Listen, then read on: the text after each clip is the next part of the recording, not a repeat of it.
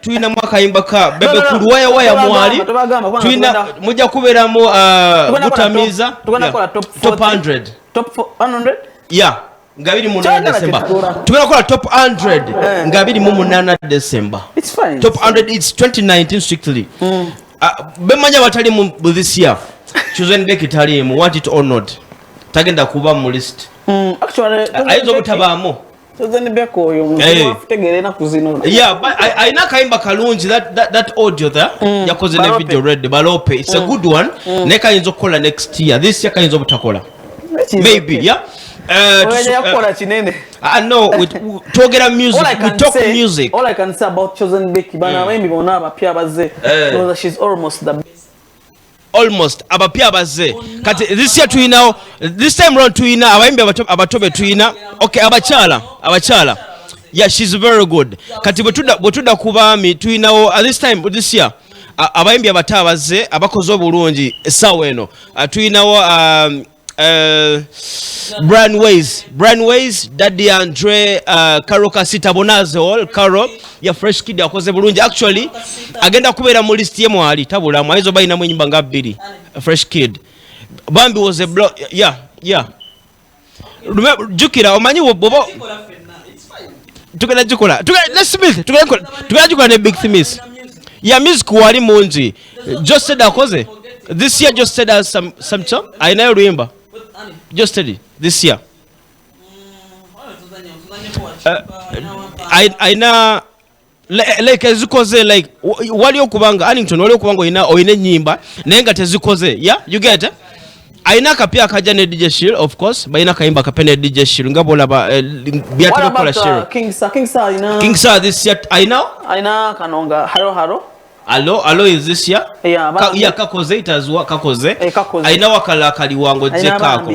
Bambi na yakoze. Yeah itazwa. Neta compete nga last year. Nena this year what I know about top 100 tugenda okora mugena abe na munyo bana abana bapya. Daddy Andre akoze.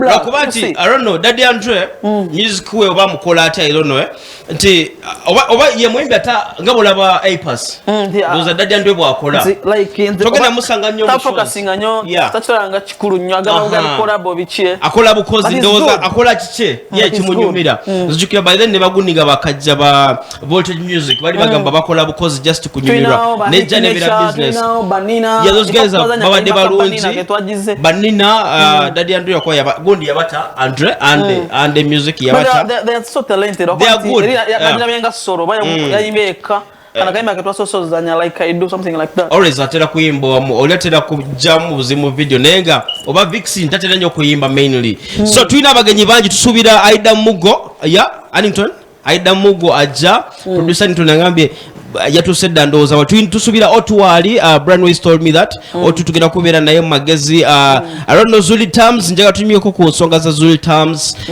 Brand Ways kwoli I know good things to the people there Maro wali aina concert anjagala concert come Valentine next year aina concert Maro nafe yatugende jeri yatugende muinanga 31st January Spice Diana inanga 17 of course aina banja aina concert we have a lot of yeah, December. I don't know. December mulimu whisky agenda kuja kololo ajanga 5 mulimu nendala Douglas aina tujja kubera ennyo Spice aina John Black aina nga 29 next Friday atenga tugenda kusoka kubera na Luwero nga 24 encha tomorrow tugenda kusoka kubera na John Black Luwero ku bigger parking so abantu be Luwero be ready tubereyo Luwero mwena mujje ku bigger parking wali emabega wa Unique Restaurant tugenda kubera wenche na John Black our design from is a Abasinze award yeah Abasinze awards sikina zogera ko kubanga te you are not nominated sirimu the best TV program so sirimu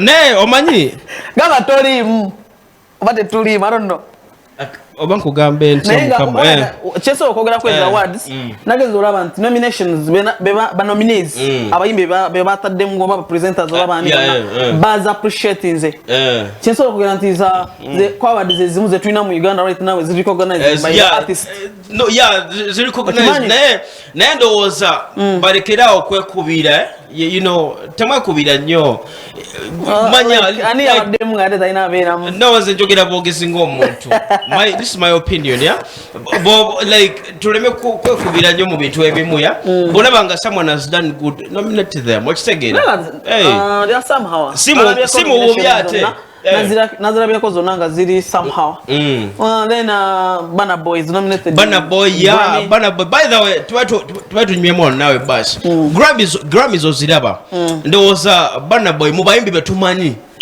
like the big name Burna Boy ye muyimbi asoose mu Africa kubeera nominated mu Grammy musically like big name musically Grammy awards ezisinga munsi yonna mu bya music sigaba ezisinga ndowooza ne kuddako Oscar nejja beat nezijja naye mu Grammy olaba ne bonoonya abayimbi abalina amanya like the big names Nicki Minaj talina okitegeera okubeera nominated mu Grammy baba olina obanga okoze nnyo category jarimu ya something like best album of the year ongambye gundi omwali Cardi B yeah that one so it's something big for Africa kiraga nti Burna Boy he has gone by the way when we talk about music wa Burna Boy see music aliya wakuba nga bolaba wa like Wizkid yeah is good nenga bolaba Wizkid is so like I so competitive ngona chiriwe chiti neto tomulaba yo and we didn't recognize him ngoya atukubira zi yeah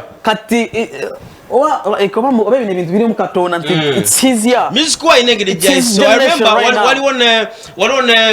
walione share mu America it was the only African artist mweyo in that show it was the only one there so I think Burna Boy has gone far like music wa ina wa mutusiza this year bayimbi chabatana bakusingide mu Africa abatano mu Africa tulaba loko ne international kino kachugambe bwent my song of the year kuba me basi nje kimanye December temuli luyimba lupero genda kujja ekyo ino kimanya and a song coming in December kagenda kola 2019 2020 yeah that's it tetugenda kabala nnyo like jukira gutamiza oyaja last year or radio never be to sit game nga twingira December nengira January so this year my song of the year worldwide like in Africa I would say akayimba ka Rude Boy.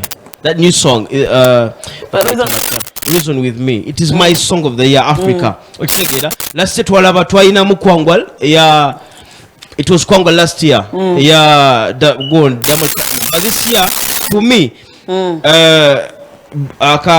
akomusajjo ke kayimba kanga ko Mumwaaka. And to me, party after party. Party after There's party. something you don't know about that song. It's a big song. To go to Nigeria, remix.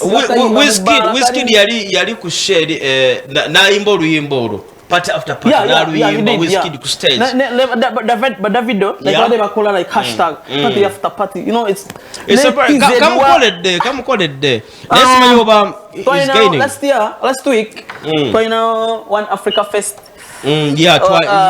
Dubai. Gunde singo kunga abayimbi ba Africa monna. Zali Dubai edikezo yalimu. Dubai.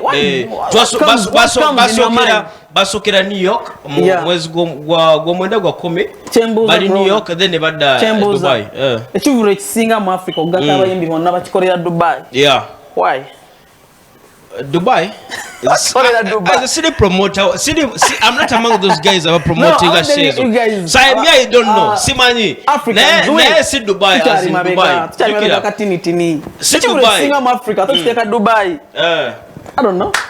Got it already. But see Dubai yoka. Bali New York. Africa techarimu. Maybe programming. Baja kuja one time. They'll come.